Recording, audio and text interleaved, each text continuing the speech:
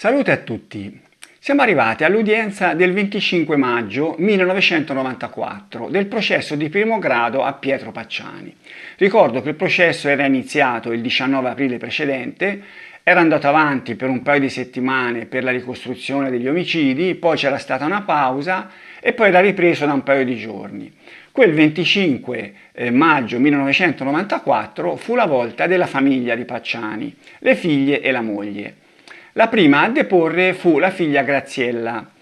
Graziella che aveva 26 anni, andava per i 27, era del 67, era la figlia più giovane delle due e delle due sappiamo che le figlie di Pacciani avevano qualche problema mentale, delle due era quella che ne aveva di più. E accanto a lei c'era una donna di Mercatale che era lì, doveva stare zitta, il presidente le impose il silenzio, che però la rassicurava, insomma, la faceva sentire più tranquilla. Prima che iniziasse a parlare, il presidente fece una raccomandazione a Pacciani e ai suoi avvocati che Pacciani evitasse di intervenire in modo impetuoso come era successo nei 2 giorni precedenti. E poteva intervenire ma doveva farlo con calma, questo per non intimorire naturalmente le ragazze. Facciamo una premessa, queste testimonianze delle figlie di Pacciani e della moglie di Pacciani, che poi vedremo che non disse nulla, per l'accusa servivano non tanto a dimostrare che Pacciani che ne so, poteva essere il mostro di Firenze per delle questioni materiali, tipo i fucili e così via, che loro avevano visto in casa, ma più che altro perché attraverso la loro testimonianza si intendeva dipingere un personaggio estremamente cattivo che dunque poteva ben essere stato il mostro di Firenze. Vediamo quello che si riuscì a, diciamo così, strappare, e io dico strappare perché la testimonianza della ragazza fu molto esitante, che si riuscì a strappare a Graziella Pacciani. Come ho detto, si cominciò con la storia dei fucili, che la ragazza aveva visto questi fucili in casa, aveva visto anche una pistola. Questa pistola però si sapeva bene che era una pistola giocattolo, una riproduzione, che però era mancante del tappino rosso. Pacciani la teneva in macchina, rinvolta in un asciugamano, gli venne sequestrata poco prima del suo ingresso in carcere per la questione delle figlie, nell'87. Ci fu anche un processo per questa pistola, ma Pacciani venne assolto perché la pistola non era in grado di sparare. Si passò ad altri argomenti che così accesero un po' l'interesse della platea. Venne fuori un cane che il Pacciani aveva avuto per controllarlo da dei fiorentini, e la ragazza raccontò che lo bastonava perché gli dava fastidio abbaiando. E dalla bastonare il cane si passò poi che bastonava anche le figlie. Perché le bastonava? La ragazza disse che quando erano piccole le bastonava perché non riuscivano a fare i compiti, quando erano grandi perché non voleva che uscissero. Ma quello che disse la ragazza era che per loro il padre non aveva mai avuto un grande affetto, avrebbe sempre voluto un maschio. In particolare raccontò un episodio della madre che ebbe un aborto, questo bambino che avrebbe dovuto nascere era un maschio, e lui disse che avrebbe preferito che fossero morte loro al posto di lui. Sulla questione delle botte il PM andò avanti perché voleva arrivare dove voleva arrivare. Sentiamo. Ma vi picchiava, dice il PM, anche per altri motivi più specifici, quotidiani o periodici? Graziella, anche quando non si voleva andare a letto con lui. Eccolo qua, dove si voleva arrivare. La platea rumoreggiò, infatti il presidente: signori, silenzio, attenzione, calma, il pubblico faccia assoluto silenzio, perché se no uscite subito. E allora Graziella raccontò che il padre era andato a letto con lei e la sorella fin da quando loro avevano una decina d'anni. E poi la cosa era andata avanti fino a quando non ne ebbero sui 19, quando poi uscirono di casa, denunciarono il padre e uscirono di casa e andarono ad abitare nella casa di Piazza del Popolo. C'è da dire che la difesa cercò in ogni modo di evitare che si arrivasse a discutere di questi argomenti, minacciando anche che avrebbe chiesto la testimonianza a porte chiuse, visto la scabrosità dell'argomento. Il presidente si rifiutò, cioè per il presidente si poteva andare avanti. Ma Bevacqua ricordò che questi argomenti erano già stati affrontati in un precedente processo e con la questione dei delitti del mostro non c'entravano nulla. Sentiamo questo scambio tra PM, presidente e Bevacqua. PM, quando la notte tornava, vi svegliava e pretendeva di fare l'amore con voi? A volte capitava anche la mattina presto? Graziella, sì. Che tipo di rapporti aveva con voi? Cioè, evidentemente il PM intendeva approfondire. E Bevacqua. Signor Presidente, io le chiedo scusa, so che lei già la conosce questa vicenda, perché era giudice nel suo processo. Ricordo che Ognibene, il Presidente, era stato giudice a latere nel processo per le violenze alle figlie di Pacciani. Presidente, io me l'ero dimenticato per la verità, dice, no, se l'era dimenticato, ma figurati. Bevacqua, sì, va bene, ma io vorrei che si dimenticasse perché c'è già una sentenza, mi perdoni, se no si sta facendo il processo a un'altra cosa. PM, no, assolutamente. Presidente, no. Eh sì, io credo di sì, io faccio eccezione, dice Bevacqua. Presidente, diciamo che questa vicenda naturalmente è sullo sfondo di questo processo, cioè nella sostanza il Presidente consentì che si approfondisse notevolmente su questo aspetto dei rapporti tra Pacciani e le figlie, anche se con i delitti del mostro insomma non c'entravano molto, e tanto più che c'era stata già una sentenza di condanna per Pacciani. In questo approfondimento dei rapporti incestuosi tra Pacciani e le figlie si andò anche su certi particolari.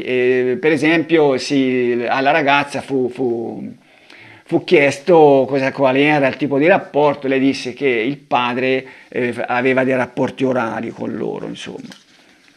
Poi un'altra cosa che premeva particolarmente all'accusa, quella del seno sinistro, che già era stata oggetto di un esame, dell'esame della Sperduto. PM, ricorda se in una di queste occasioni si occupò in maniera particolare di una parte del suo corpo, il seno sinistro? Graziella, sì, una volta, cioè lui con la boh. Presidente, dica pure, dica tranquillamente. Graziella, cioè mi fece venire un livido nel seno. Presidente, nel seno quale? Seno sinistro. Nel seno sinistro il Presidente le fece venire un livido nel seno sinistro. Eccolo qui, ecco la dimostrazione che Pacciani era ossessionato dal seno sinistro. Un altro argomento che si cercò di far dire alla ragazza fu quello delle minacce alla madre con un coltello alla gola, un argomento che era venuto fuori negli interrogatori in istruttoria. Ma si continuò per parecchio tempo a cercare di far dire alla ragazza questa storia, ma la ragazza non parlò, non disse nulla. A quel punto il PM minacciò di leggerle i verbali in cui lei l'aveva dichiarato e Bevacqua fece eccezione, perché questi verbali, che erano più di uno, non contenevano l'avvertimento alla ragazza che avrebbe potuto evitare di rispondere, essendo figlia della persona sospettata. E questo fatto costrinse il Presidente, con appunto il veemente intervento di Bevacqua, a dichiarare nulli questi verbali, perché effettivamente c'era un articolo, mi sembra il 199 del Codice di procedura penale, che imponeva all'interrogatorio di ogni persona che aveva un certo grado di parentela con il sospettato, veniva avvertita che poteva anche non rispondere, e questo con le figlie di Pacciani non fu fatto. Un altro argomento che venne affrontato, questo è interessante per un motivo che adesso vedremo, è quello della casa. Nel controinterrogatorio della difesa, Bevacqua chiese alla ragazza notizie sulla casa dove viveva. Dice Bevacqua, l'ha comprata con i guadagni del babbo o no, la casa di Piazza del Popolo? E risponde Graziella, la mamma dice di no. Questa risposta di Graziella rimase impressa al PM, che quando poi ritornò a sua volta chiese di interrogare la ragazza, sentiamo cosa disse. Signorina, io vorrei ritornare un attimo sull'argomento relativo all'acquisto della casa. Lei stava dicendo che sua mamma diceva che non era stato il babbo a comprarla. Ci faccia capire. Graziella, no, diceva che non erano tutti i soldi suoi. PM, e di chi erano questi soldi? Erano i soldi dei feticci? Io non credo che il PM già adesso avesse in mente che i soldi di Pacciani potevano derivare dal commercio dei feticci, no? Questa sarebbe stata una ipotesi, chiamiamola ipotesi, fa molto fantasiosa, di anni successivi. Però insomma l'argomento fu affrontato già allora e sentiamo la risposta di Graziella. Sottovoce, dei genitori di lui, cioè i soldi erano dei genitori di lui. In effetti quella casa di Piazza del Popolo è una parentesi questa, ma insomma facciamola, venne acquistata nel 79 quando il commercio dei feticci, il supposto commercio dei feticci, non era ancora iniziato. E insomma, tra questi soldi che Pacciani impiegò nell'acquisto della casa c'erano soldi evidentemente dei genitori, non so se quelli di lui o quelli di lei o quelli della moglie.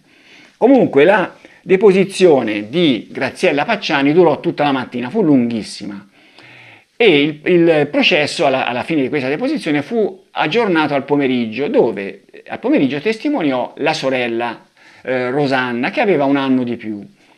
Rosanna delle due era quella che aveva meno problemi, era molto più spiccia e fu molto esplicita, mentre Graziella era stata molto esitante, fu molto esplicita nel raccontare dei rapporti sessuali che il padre pretendeva da lei e dalla sorella. Sentiamo.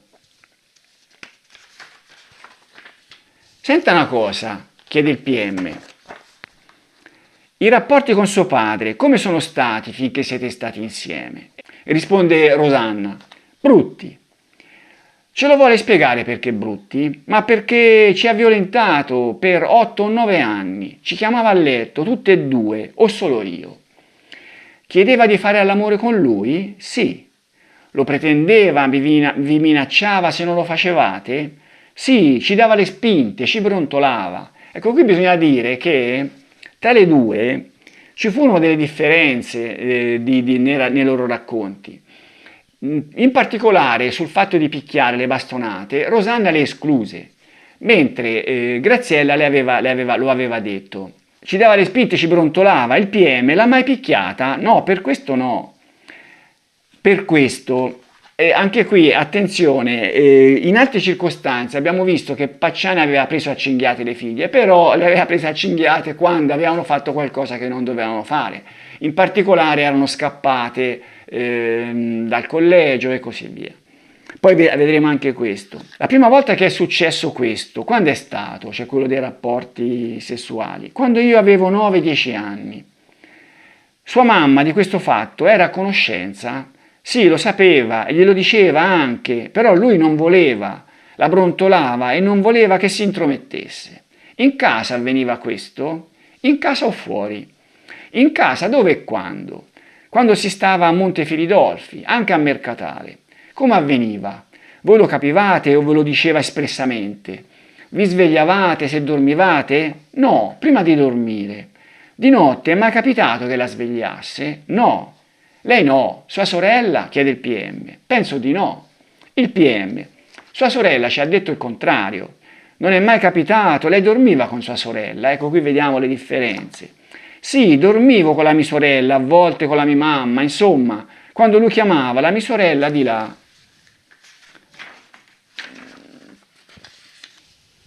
Ma a dire il vero, quello che è rimasto di più nell'immaginario collettivo e che ha fatto più effetto è la storia di questa storia che sto dicendo. Senta, aveva un cane suo padre? Sì. Era suo? No. Ne aveva due, uno nero che gli dettero dei fiorentini che stavano accanto a noi per badallo durante la settimana. Gli davamo il mangiare. Questo mangiare che gli davano, che faceva? Lo dava al cane? E il PM la sapeva. Eh no, lo dava a noi. A voi chi? Voi figli? Alla mamma? Sì, alla mamma, a noi, a me e alla mia sorella. Questa è rimasta, no? Questa storia del cibo per cani che Pacciani dava alle figlie e alla moglie. Io non lo so, questo non è detto, però io immagino che un taccagno come lui questo cibo per cani lo facesse mangiare a tutti, ma anche a se stesso, ce lo mettesse in tavola proprio come cibo. Allora, che dire di queste deposizioni di queste due ragazze? Beh, allora, innanzitutto furono delle deposizioni penose, cioè delle deposizioni che si sarebbero potute risparmiare. Io dico, ci fu un avvocato di parte civile, Aldo Colao, che andò nei particolari, e a Graziella, vediamo cosa gli chiese a Graziella. Le faccio un'ultima domanda. Quando faceva l'amore con voi, alle volte usava un membro di gomma? È una domanda un po' scabrosa, ma se lei è venuta qui naturalmente può rispondere se crede. Graziella, sì. Con voi o anche su di lui? Anche su di lui, risponde.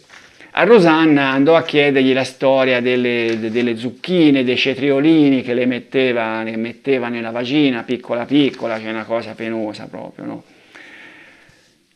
Ma vediamo il giudizio di Liliana Elisei. Ricordo, Liliana Elisei fu una testimone oculare del processo che lei seguì nella prima parte tutti i giorni e poi scrisse un libro, Signori la Corte. Vorrei ricordare quello che scrisse riguardo le deposizioni delle due figlie di Pacciani. A dire il vero, qua e là si avverte questa regia che manovra dietro le quinte. Tante testimonianze sembrano predisposte a tavolino o imbeccate. Le lunghe pause di una figlia mentre deponeva, come se non ricordasse le parole che le erano state a dir poco suggerite. E questa credo che si riferisse a Rosanna.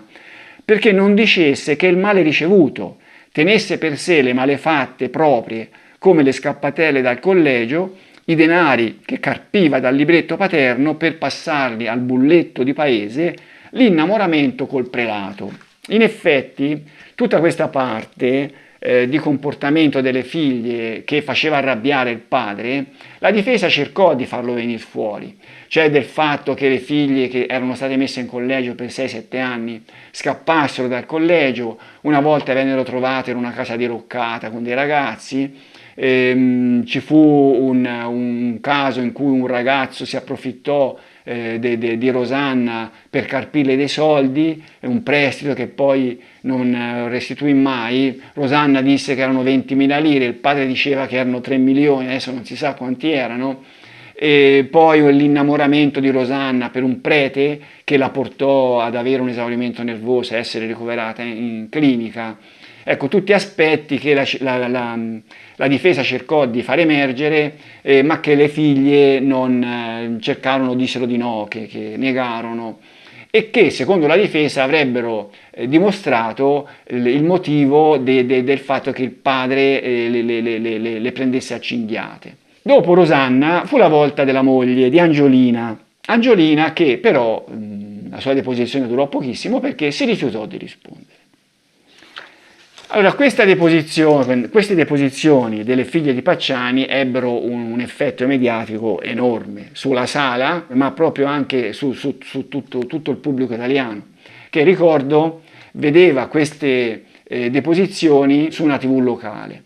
Ma poi ci furono i giornali del giorno dopo. Vediamo qui, sulla Nazione del giorno dopo, Pacciani, orrore di padre, la sconvolgente testimonianza delle due figlie dell'imputato. Violenze sessuali e atrocità tornano in aula.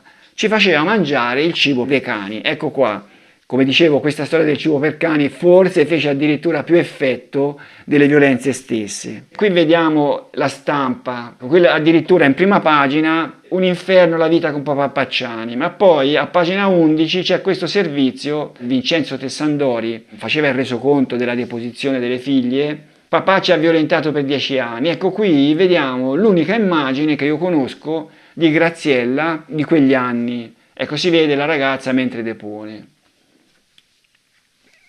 Mettiamoci alle spalle le deposizioni delle figlie di Pacciani che ebbero comunque un grosso impatto sui giudici soprattutto i giudici non togati, anche se con i delitti non c'entravano nulla. Ma affrontiamo un altro argomento che è quello di Pacciani e Guardone. Allora, era interesse dell'accusa dimostrare che Pacciani era un guardone. Leggiamo il mio saggio. Che Pacciani fosse stato un guardone non pareva proprio un elemento di qualche significato, anzi, a guardar bene, la circostanza avrebbe dovuto operare in senso opposto alla compatibilità con l'assassino delle coppiette, il quale non si soffermava ad osservarle prima di attaccare. Lo aveva scritto anche De Fazio, e qui vabbè leggiamo quello che scrisse De Fazio, ma in ogni caso era interesse dell'accusa dimostrare che Pacciani era un guardone.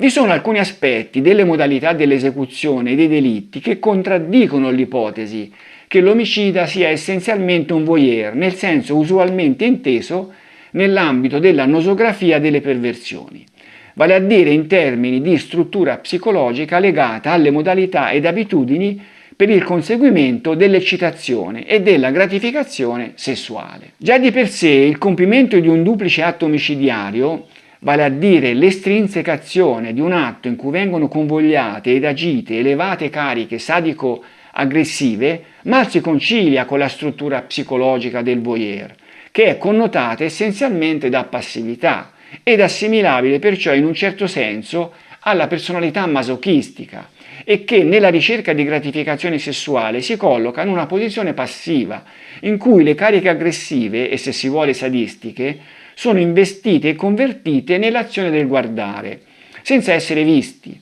nella quale generalmente si appagano e si esauriscono. Inoltre, va considerato che nei casi in esame il fatto, casualmente o per scelta dell'autore dei delitti, l'atto sessuale viene generalmente impedito, e ciò contrasta con quanto ci si aspetterebbe da un voyeur, vale a dire da una persona che trae la massima eccitazione e la più intensa gratificazione sessuale dall'atto di spiare un rapporto sessuale.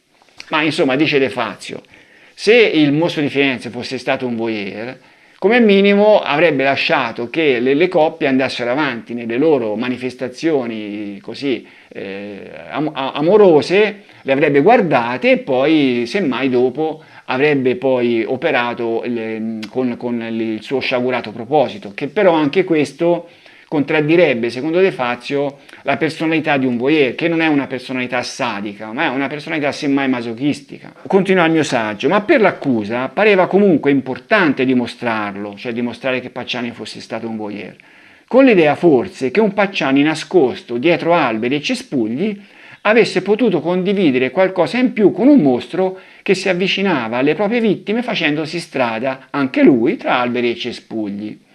Da par suo l'uomo respinse con forza all'accusa, pronunciando giudizi molto negativi nei confronti di chi aveva quelle abitudini, con una fermezza che avrebbe anche potuto apparire convincente se la sua perenne tendenza a negare sempre tutto non l'avesse squalificata già in partenza. In ogni modo i testimoni portati in aula dall'accusa non parvero troppo affidabili e alla fin fine la presunta attività di guardone dell'imputato non parve per niente dimostrata.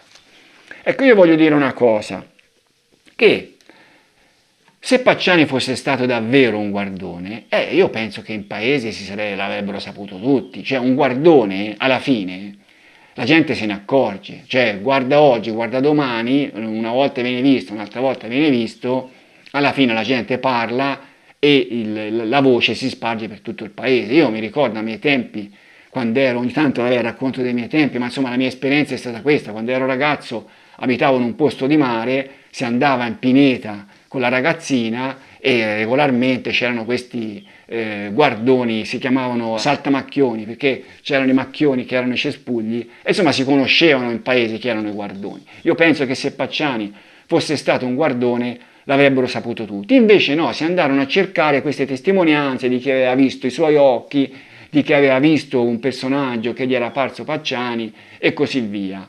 Ma il fatto che fosse un guardone non era una voce nota, per cui io penso che un guardone non fosse stato per niente. Comunque approfondiamolo.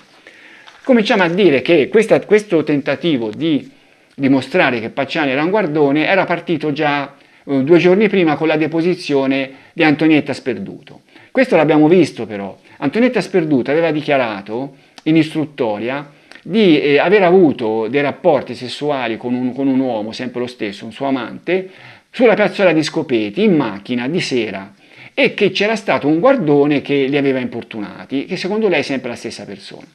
Lei non aveva riconosciuto Pacciani, però aveva collegato Pacciani a questo guardone perché Pacciani che aveva avuto con lei già una relazione, si era dimostrato al corrente di questi suoi incontri. E lei diceva, come faceva a saperlo? Vuol dire che quel guardone era lui. Però questo in istruttoria. In dibattimento il PM tentò di farle dire le stesse cose, ma la donna non disse assolutamente nulla. Lo abbiamo visto, abbiamo anche sentito l'audio. E così via. Anche alle figlie di Pacciani si tentò di far dire che il padre aveva delle tendenze di guardone. Se noi andiamo a vedere la deposizione di Rosanna, ecco, le chiese il PM, è mai capitato che quando eravate insieme con suo padre per questo motivo lui si mettesse a guardare altre coppiette? Cioè qui la ragazza aveva raccontato che il padre le portava fuori con la macchina. Non mi ricordo se lei o la sorella aveva anche detto che una rimaneva in macchina con lui, l'altra era fuori a fare la guardia, diciamo, a controllare. Il PM voleva insistere su questo elemento per arrivare al discorso del guardone.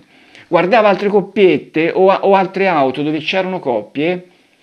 Rosanna guardava qualche volta, sì, quando c'era questi ragazzini che si baciavano, insomma. Aveva un cannocchiale o un binocolo? Sì, portava in macchina un cannocchiale. Lei l'ha mai visto se con il cannocchiale lo usava per guardare meglio? Ma non me lo ricordo. Ma, insomma, non è che questa attività di guardone del padre che la Rosanna raccontò sembrasse poi così grande attività di guardone. Comunque, dopo Rosanna, in coda ci fu la testimonianza di due coniugi, Romano Pierini e Daniela Mandinelli, che raccontarono di un episodio che era successo quando erano ancora fidanzati. Sentiamo il mio saggio. Una sera del 78-79, mentre era appartato in auto sulla piazzola di Scopeti con la fidanzata divenuta poi moglie, Romano Pierini sarebbe stato spiato da Pacciani. La difesa contestò la certezza del riconoscimento in una scena durata pochi istanti e con la torcia del guardone puntata in faccia. In effetti pare difficile che nel buio chi si trova abbagliato riesca a riconoscere chi lo sta abbagliando. E questo mi sembra logico. Cioè, questo Pierini raccontò di essere in macchina e da fuori arriva qualcuno con una torcia che punta la torcia su di loro e lui, al di là di questa torcia, avrebbe riconosciuto Pacciani. Poi loro lui e la moglie non vide che era sotto, si sarebbero rivestiti in fretta e sarebbero andati via, senza vedere altro di questo personaggio. I due conoscevano Pacciani di vista, perché abitavano lì, lo conoscevano di vista. La moglie non aveva avuto modo di vedere bene, però avvallò la testimonianza di Pierini, perché lo avrebbe sentito affermare già la sera stessa che l'uomo era Pacciani. Cioè la donna disse che già quella sera stessa il futuro marito, le disse che aveva riconosciuto Pacciani. Ma a giudicare dalle loro deposizioni un po' esitanti, non si può eliminare il sospetto che i due testimoni fossero da porre tra coloro che si erano lasciati andare a una chiacchiera di troppo, nel momento in cui la figura di Pacciani era divenuta famosa. E questo io già l'ho detto. Cioè quando Pacciani cominciò a apparire sui giornali uscirono fuori quelli che dissero per vantarsi alle persone che erano intorno: ah sì, Pacciani, io lo vidi quella volta là, io lo sapevo già. Cioè questa è una cosa, cioè ci sono delle persone che così si sentono protagoniste in situazioni del genere, no? Per dire, ah sì, io l'ho visto, io c'ero, e naturalmente esagerano.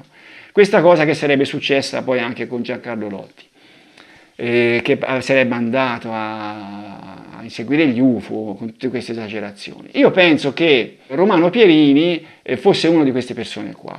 Poi vediamo, perché lo sospettava anche Bevacqua.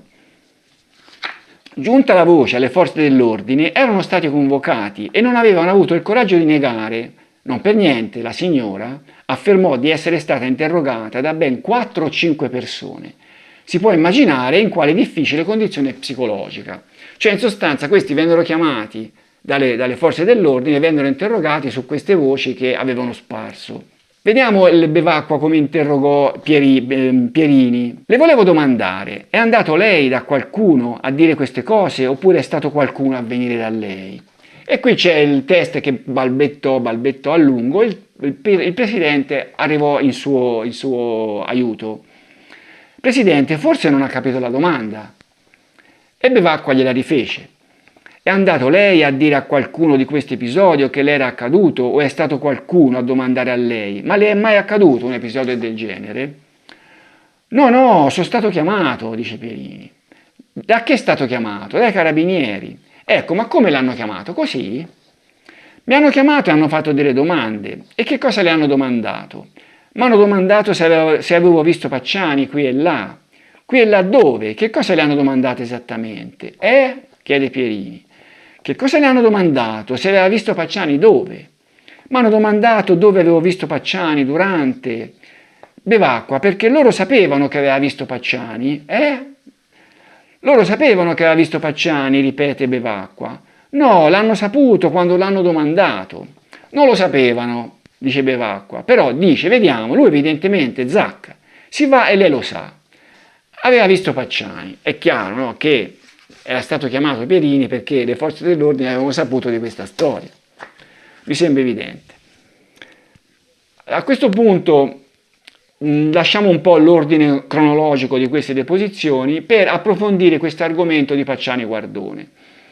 Facciamo un salto di un mese più avanti per sentire un po' quello che disse un Guardone vero, Giuliano Pucci che era il famoso Seghe Seghe, quello di Sabina Carmignani. Sabina Carmignani aveva raccontato di aver visto sulla piazza della Discopeti un guardone noto nel paese, ecco qui, cioè i guardoni sono noti, che veniva chiamato Seghe Seghe, no? Insomma un termine che già dice tutto.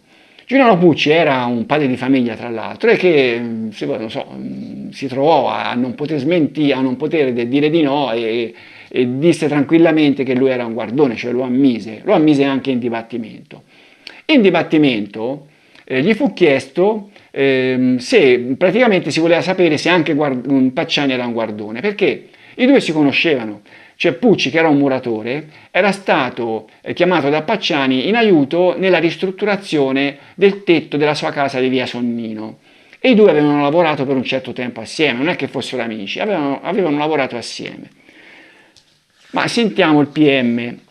Gli ha mai detto se andava a guardare le ragazze, le donne che andavano a fare il bagno al lago, nude? Sì, me l'ha chiesto, sì.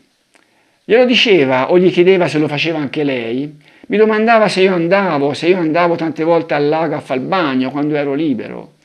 Le ha mai parlato di luoghi dove le coppie facevano l'amore? Se lui li conosceva e se lei li conosceva? No, mai, dice Pucci.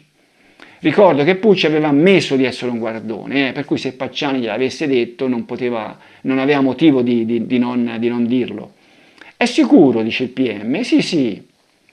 Ancora più avanti, torniamo un attimo al discorso di un'attività di guardone. Avete mai parlato, glielo chiedo nuovamente, perché questo lei ha riferito alla polizia. Se lo ricorda? Non ho capito, ecco, dice Pucci. Il Pacciani le ha mai detto che lui Pacciani andava a guardare le coppie? A me mai. Mi ha detto di andare al lago una volta, mi ha detto se volevo venire insieme a me al lago, ma mai stati insieme con il Pacciani. Ah, le offriva di andare al lago insieme. Senta però, io le contesto che ha detto in istruttoria. Inoltre mi diceva anche che a lui piaceva fare all'amore in prima persona, ma quando guardava le coppiette che lo facevano, provava un sentimento di schifo. E nel dirmi questo mi sembrava che si agitasse. Questo ha raccontato lei alla polizia. Va bene, sì, però non mi sembra che questo racconto dimostrasse che Pacciani era un guardone. Lui diceva che quando vedeva gli altri fare l'amore aveva un senso di schifo. Questo non mi sembra essere guardoni. Parliamo brevemente di un personaggio, Giulia Lapini, interrogata il 30 maggio questa. Pucci era stato interrogato il 5 luglio del 94. Paola Lapini invece era stata interrogata il 30 maggio, cioè a poca distanza dall'udienza di cui parlavamo prima delle figlie. E questa Paola Lapini raccontò un episodio. Lei era fuori con un ragazzo che aveva appena conosciuto in discoteca, del quale disse il nome, ma questo non me l'ho trovato, e mentre i due erano in intimità in macchina, lei vide due occhi che spuntavano da fuori. E lei in questi due occhi vide Pacciani che conosceva, riconobbe Pacciani che conosceva. Ora, questa testimonianza, poi i due uscirono dalla macchina, videro che questa persona si allontanava, lei disse che anche nel modo di camminare le era apparso Pacciani. Questa testimonianza venne considerata in modo diametralmente opposto dal giudice di primo grado e dal giudice di secondo grado. Il giudice di primo grado la avvalorò molto, dicendo appunto che la ragazza era sicura e compagnia bella. Per il giudice di secondo grado la ragazza, la donna, era invece sospettabile di mitomania o protagonismo. Dubbio di mitomania o di protagonismo. Ecco, io qui non so cosa dire, ma diciamo, nell'insieme delle testimonianze su Pacciani Guardone, io direi che anche questa penso possa fare la fine delle altre, insomma, non è che dimostrasse granché. Ma veniamo adesso a un personaggio molto colorito, Benito Acomanni, che aveva testimoniato prima della Lapini, quel 30 maggio. Qui leggiamo il mio saggio. Bisogna infine raccontare di Benito Acomanni, il più grande venditore di automobili di Firenze, come lui stesso si definì. A suo dire, il bizzarro testimone era stato protagonista di uno strano episodio, avvenuto prima del febbraio 1981, mentre era appartato di giorno con una ragazza sul suo furgoncino. Un individuo dal fare di guardone, guanti neri, un cappellino con visiera e un paio d'occhiali privi di lenti.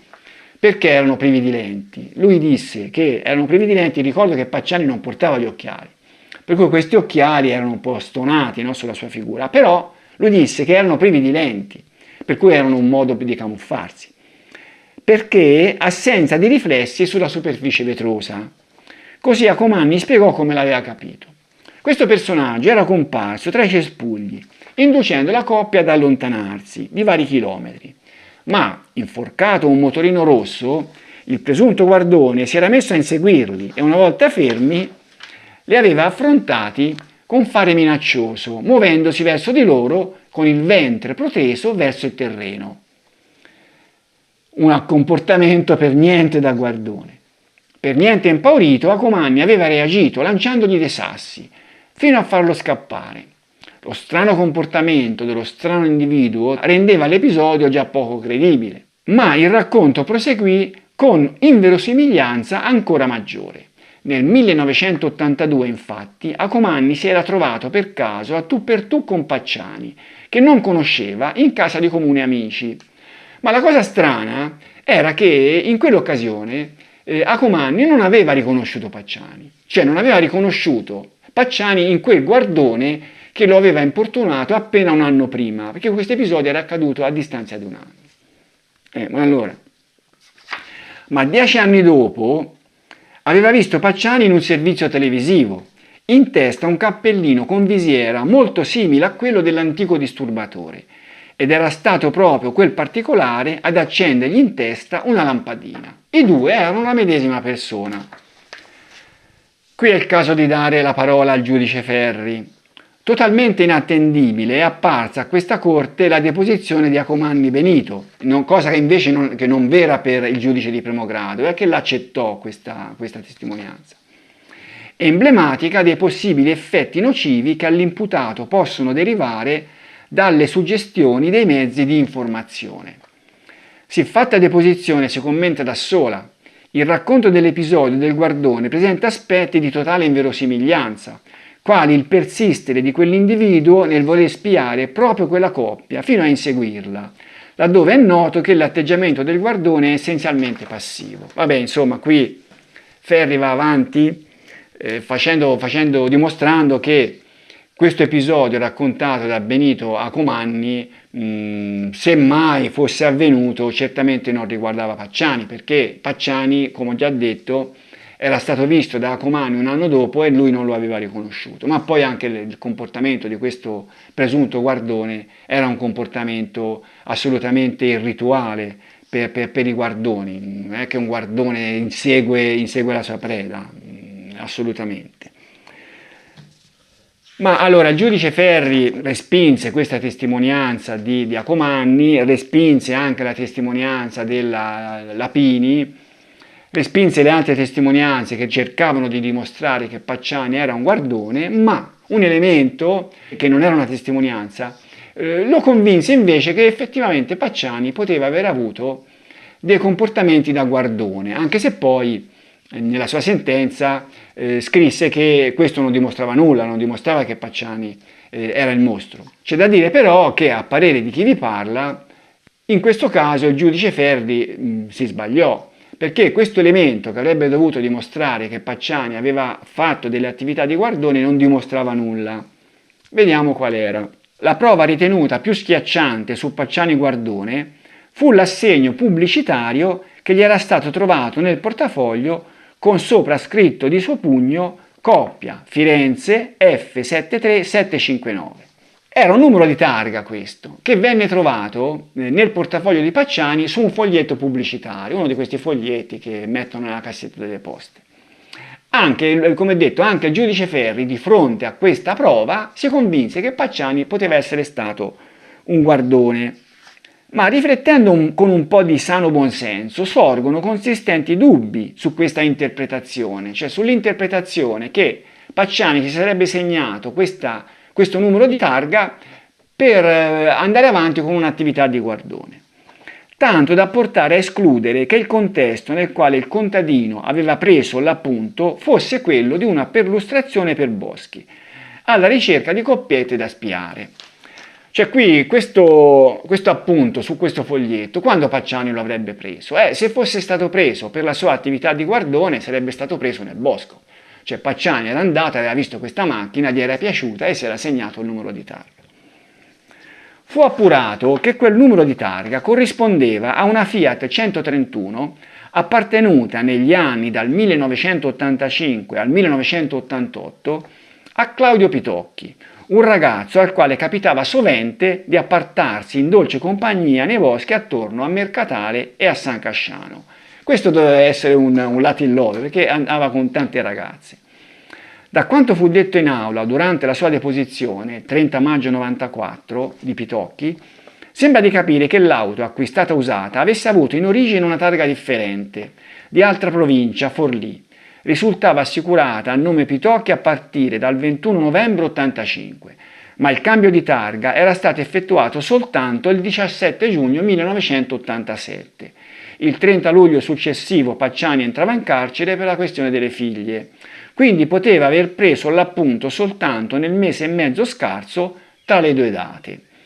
E questo dovrebbe togliere di mezzo ogni dubbio, che pure c'è stato, che questo appunto di Pacciani fosse nell'ottica di un possibile omicidio, perché c'era già, al momento in cui Pacciani doveva entrare in carcere, c'era già stata la perquisizione nell'85 per la famosa lettera anonima, nell'86 il mostro non aveva colpito, secondo l'accusa, perché essendo Pacciani si era impaurito per questa perquisizione, per cui c'è da dire che questo appunto non sarebbe stato nell'ambito di un'attività di assassino. Questo per sgomberare il campo da questo possibile dubbio. Quindi poteva aver preso l'appunto soltanto nel mese e mezzo scarso tra le due date, cioè tra il 17 giugno 87 e il 30 luglio, un mese e mezzo. In quel periodo Pitocchi aveva avuto una ragazza fissa, Scilla Lapini, la quale in aula confermò un rapporto di 2 anni a partire dall'87, senza poter precisare il mese d'inizio, che non ricordava. A varie riprese Pacciani aveva dato giustificazioni contraddittorie e anche inverosimili per quel suo appunto, come quella di voler risalire agli occupanti per avvertirli del pericolo mostro. Cioè Pacciani di fronte a questo fatto ne raccontò un po' di tutti i colori. Tra tutte, una però poteva sembrare plausibile, visto anche il carattere del personaggio. Pacciani affermò di essere stato infastidito dalle coppie che spesso sostavano in auto davanti a casa sua, a suo dire per lo spettacolo amorale cui le figlie dovevano assistere. In realtà probabilmente preoccupato che ne potessero ricevere stimoli per sfuggire al suo controllo. Ecco come raccontò lui stesso l'episodio, durante il quale avrebbe annotato il numero di targa. Dichiarazioni in aula del 18 ottobre 94, riportate nella sentenza di primo grado. E allora io presi un catino d'acqua, dalla rabbia gliene tirai sopra il tetto di questa macchina.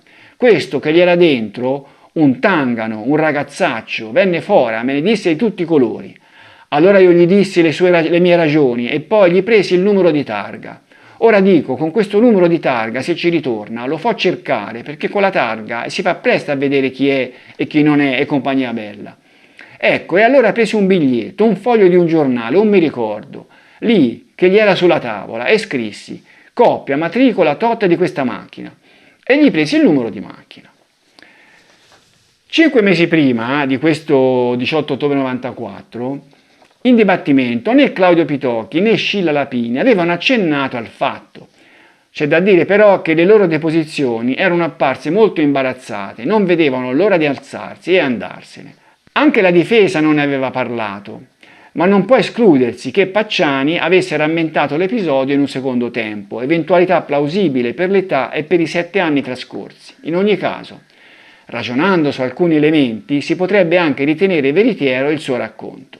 Innanzitutto, non si comprende quale sarebbe stato lo scopo per un guardone di segnarsi quel numero di targa. L'unico che viene in mente è quello di ricordarsi una macchina buona, nell'ambito di un'attività voyeuristica ben organizzata con tanto di schedario.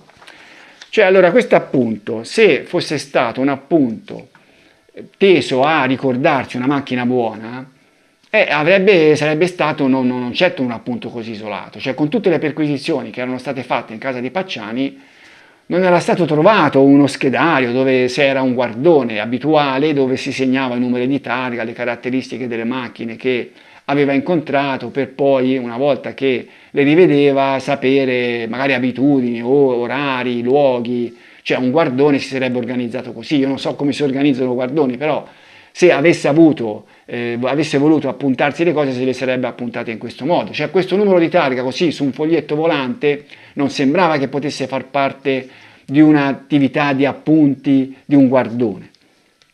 Ma a confutare questa interpretazione ci sono almeno 3 elementi. Il primo, più che il numero di targa sarebbero risultate interessanti altre informazioni, come data, orario e luogo dell'avvistamento, modello e colore dell'auto, caratteristiche della coppia. Cioè, insomma, quel numero di targa di per sé, a cosa avrebbe aiutato un guardone? Il secondo, nessun altro appunto del genere venne rinvenuto durante le certosine perquisizioni personali e in casa dell'imputato, e questo l'ho già detto. Il terzo, in questo scenario sarebbe stato del tutto inutile scrivere accanto al numero di targa la parola coppia, che evidentemente avrebbe dovuto sottintendersi. Cioè, se quello fosse stato uno degli appunti che Pacciani prendeva in questa sua attività, perché scriverci coppia? Sarebbe stato automatico. Un numero di targa era quello che lui sapeva benissimo che si riferiva a una coppia. Un altro elemento che stona è il supporto cartaceo. Per un appunto preso durante una perlustrazione nei boschi, torna poco che si fosse trattato di un foglietto pubblicitario. Cioè, insomma, qui bisogna dire, no, era un foglietto pubblicitario. Mettiamoci nella situazione di Pacciani che è nel bosco, vede una coppia che gli piace, la guarda e tutto, e poi, si poteva segnare il tipo di macchina, il luogo, il posto, però, diciamo, si segna il numero di targa. Ma dove se lo segna? Su un foglietto pubblicitario che c'aveva nel portafoglio, evidentemente. Non si era portato dietro un blocchetto, cioè c'aveva la penna ma non c'aveva un blocchetto per appunti? Pacciani si sarebbe dunque portato dietro una matita ma non un block notice, però avrebbe avuto con sé quel foglietto, chissà per quale motivo. La sua asserzione di averlo trovato sul tavolo di casa appare ben più plausibile. Sarà stato uno dei tanti che ancora oggi riempiono la cassetta delle lettere. Poi, perché conservarlo per più di 4 anni? Il foglietto gli fu trovato addosso all'uscita dal carcere il 3 dicembre 91, in una delle tasche del portafoglio, a 4 anni di distanza. E quindi pare logico considerarlo un appunto messo lì un giorno e poi dimenticato. Cioè, succede che uno prende un appunto di qualche tipo, un biglietto da visita, una cosa così, lo mette nella taschina del portafoglio e rimane lì per anni. No? Ognuno va a vedere nel proprio portafoglio, sicuramente la maggior parte di voi troverà qualche foglietto che è lì da chissà quanto tempo.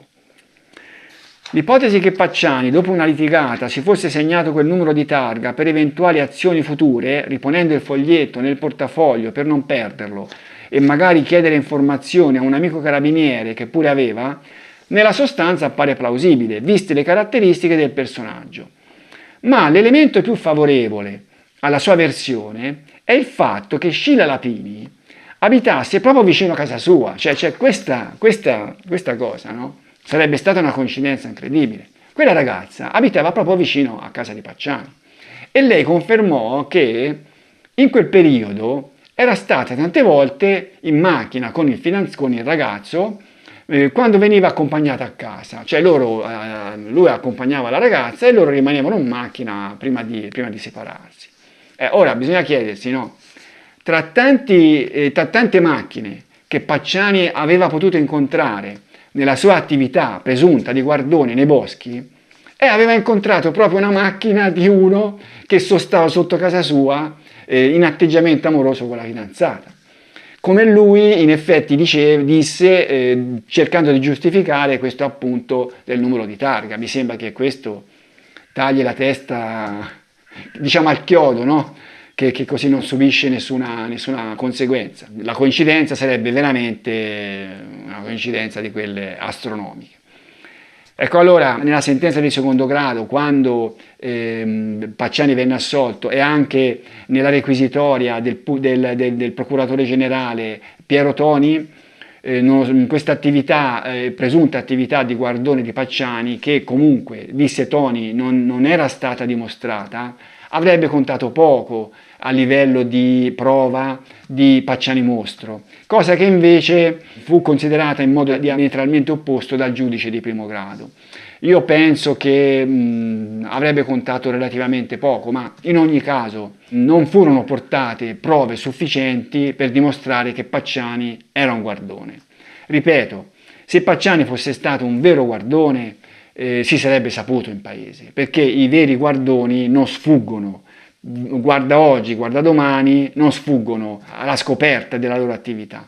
Abbiamo visto Spalletti, tutti sapevano che Spalletti era un guardone, Pucci, tutti sapevano che era un guardone.